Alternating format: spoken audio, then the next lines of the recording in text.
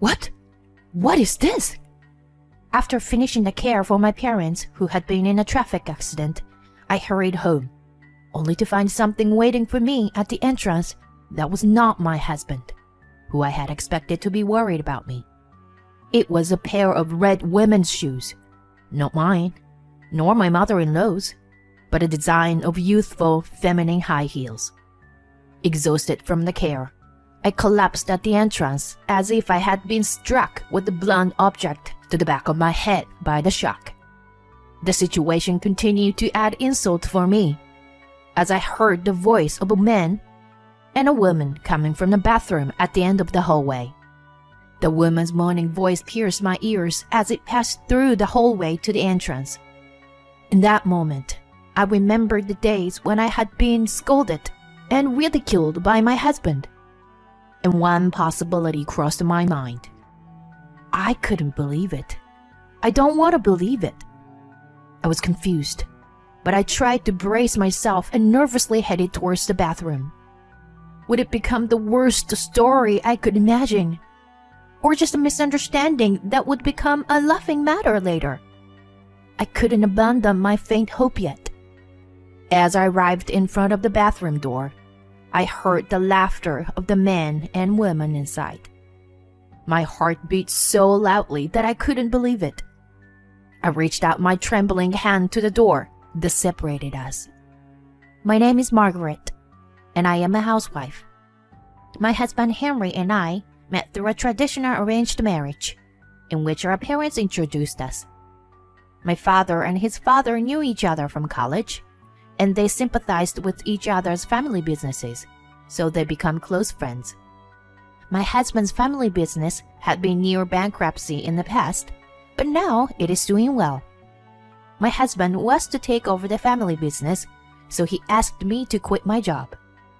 Although I liked my job, I agreed to become a housewife for him. My in-laws were also nice people, and we often had meals and went shopping together even when my husband was not around.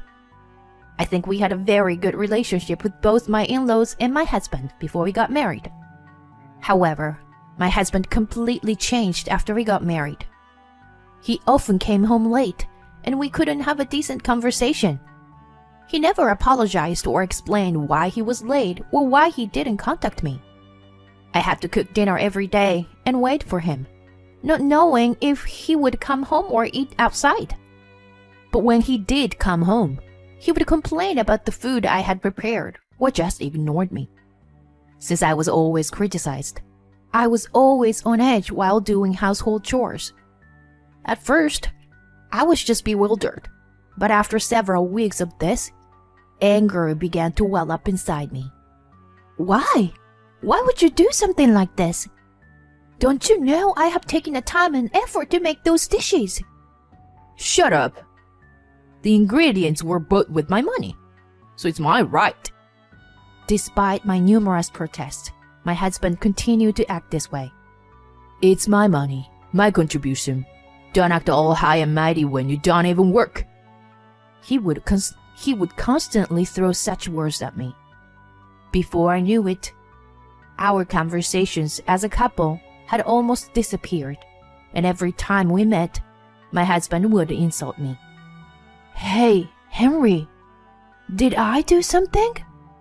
Can you tell me why you were acting like this? Even if I asked, my husband would just ignore me. The living room was filled with a heavy and dark atmosphere that I didn't feel like newlywed. What happened to my once kind-hearted husband in such a short period of time? Even though I became a housewife at his request, I had no idea what caused my husband to change so drastically.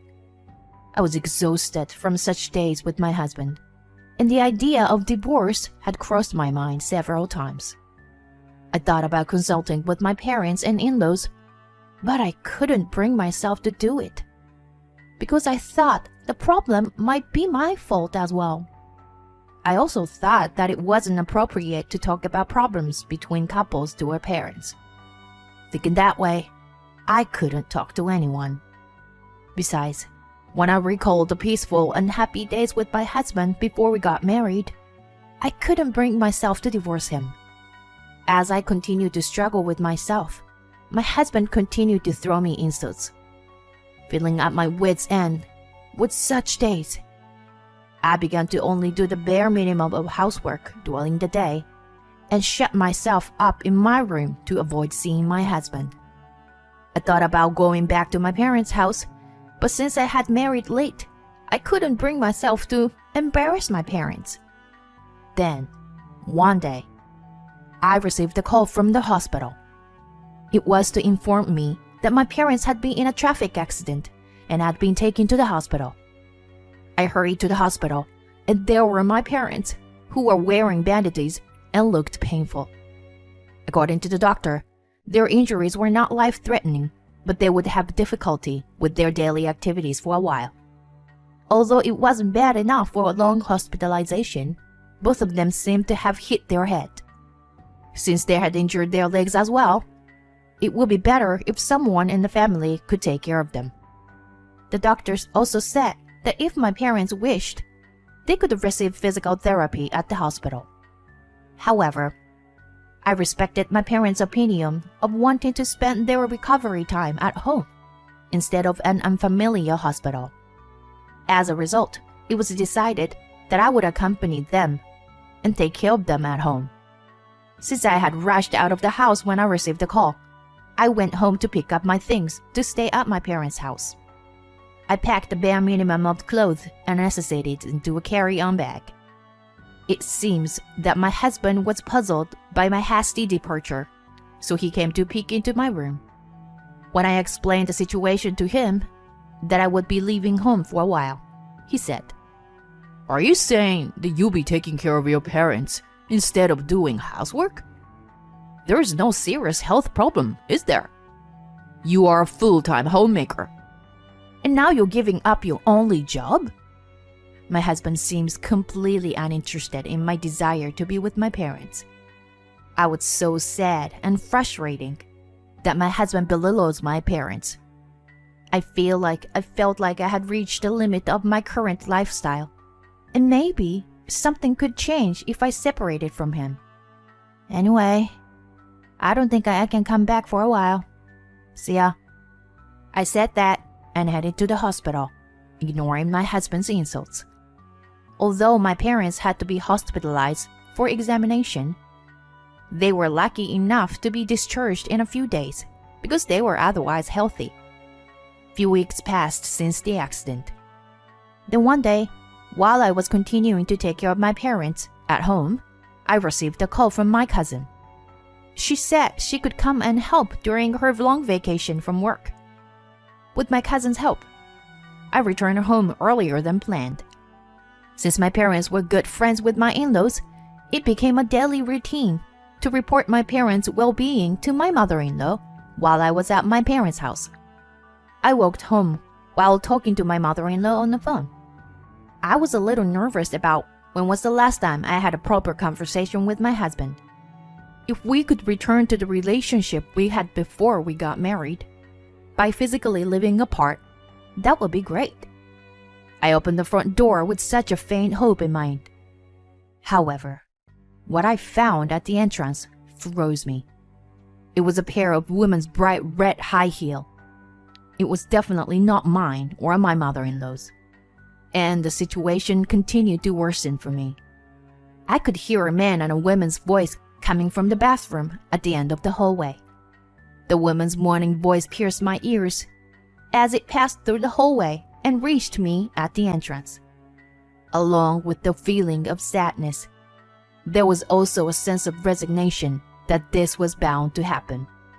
However, when I remembered the days when I was ridiculed and insulted by my husband, I couldn't help but feel angry at the current situation. I marched towards the bathroom in anger. I grabbed the clothes of the two people I found in the dressing room and threw them into the hallway. Then I opened the bathroom door with a bang. Inside, my husband and the woman were embracing each other while naked. My husband made eye contact with me when he noticed me, but he didn't even try to pretend and continue what he was doing. I could hear the sound of my own blood vessels bursting with anger at the sight. "What the heck are you doing?" A loud voice echoed through the bathroom, but the two were still hugging each other and grinning at me. In addition to my husband's attitude toward me since we got married, this was too much. At the moment, there was not a trace of love left in me for my husband. Unable to bear it anymore, I shouted even louder. "Enough! I want a divorce right now." Then my husband just laughed and said, "Divorce? You're unemployed and can't live without me. So how do you plan to survive? You're the one in trouble here. Just keep doing the housework as usual, and I'll let you stay here. But don't expect me to be your night partner." I felt my shoulders shaking with his words.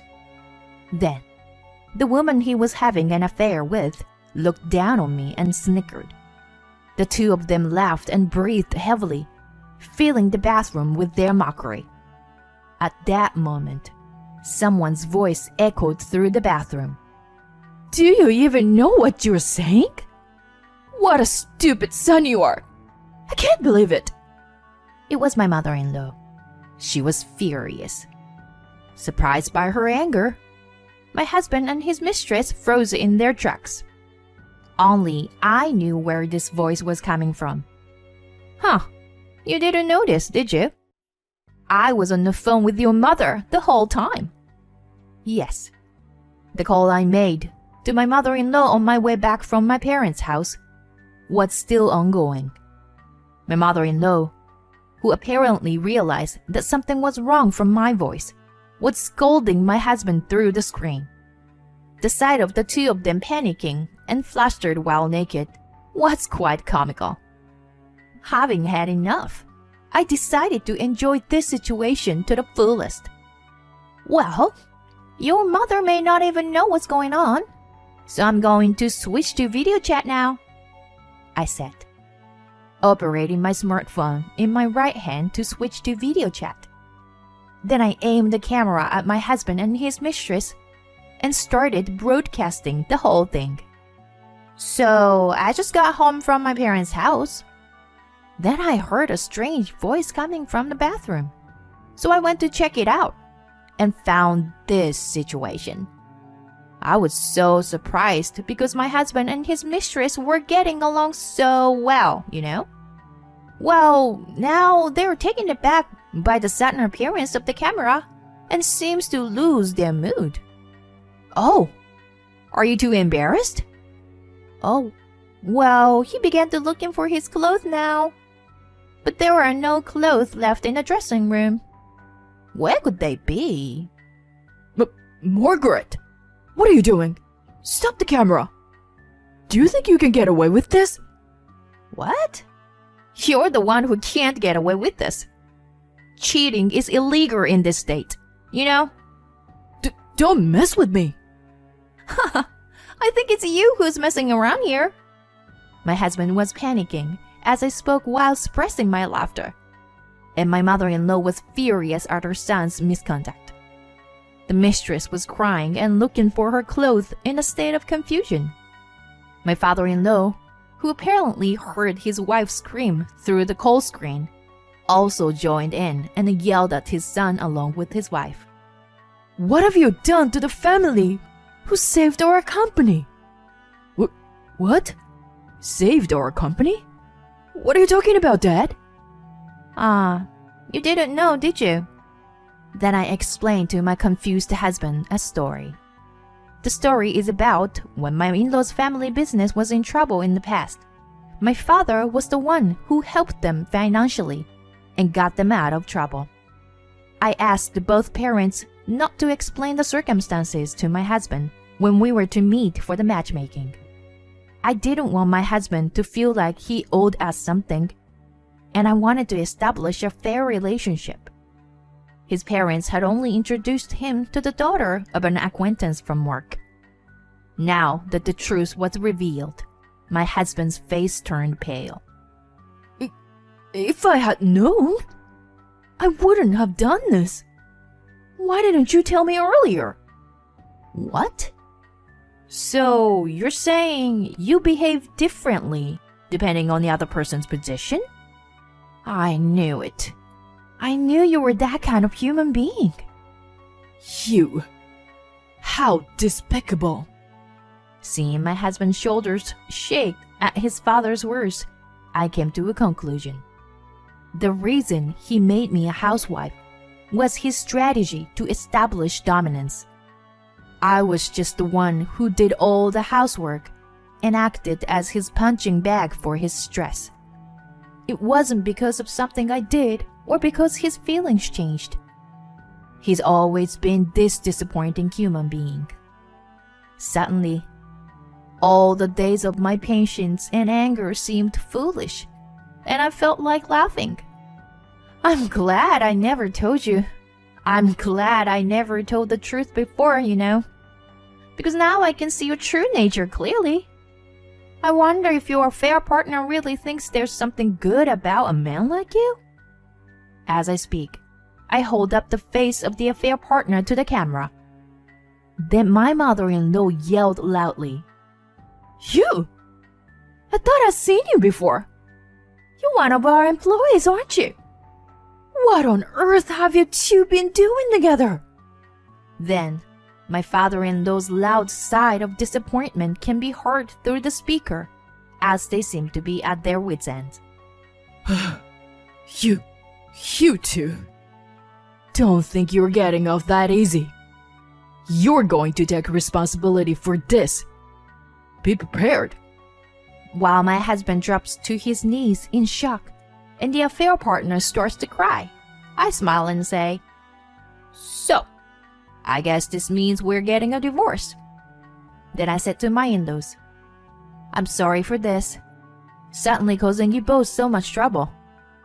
I'll contact you again later to talk about this. After that, my husband and I officially got divorced. It turns out that the affair between my husband and his affair partner had been going on since before our marriage. Just a little bit of research brought forth a mountain of evidence that made my husband's foolishness pitiable. I have no intention of forgiving the affair partner who had looked down on me and laughed. I demanded compensation from both of my husband and her. Although my husband mutters excuses, there was no denying the evidence. So he signed all the divorce agreements I presented. My in-laws sided completely with me during our divorce. My husband was disowned by his family, and talk of him being their successor was abandoned, of course. I heard that the affair partner was also fired from her job. They will have a hard time scraping together the compensation for me, but that is of no concern to me. However, this incident became the trigger for my husband and his lover to break up soon after the divorce. And, as a result of my divorce from my husband, a turning point came in my life. As there was no real successor, my ex-parents-in-law approached me with a job offer. Before getting married, I had worked in the same industry and had been entrusted with the position of branch manager at a different company. My ex-parents-in-law were aware of this and seemed to think that there was no one else but me to succeed them. As I had been thinking about finding a job after the divorce, this was a very welcome offer. Although I needed some time to study and refresh my knowledge due to the gap in my employment history, they provided me with a position as assistant to the president. I'm determined to live up to their expectations. By the way, Henry contacted me for help, probably because he heard about I was to take over his family business. I have a job and can do household chores by myself, so I don't think I need to be with someone unemployed, do I? So, goodbye. I answered like that and hung up the phone. Since then, I hadn't heard from him. I ended up returning to my parents' home, and without any after effects from the accident, my parents are on the road to recovery. I continue to have a good relationship with my ex-in-laws as a business partner now. After separating from my husband, who threatened my dignity, the people who remained with me were those who treated me well. To maintain a fulfilling daily life, I vowed to cherish every day and live with the happiness I have now.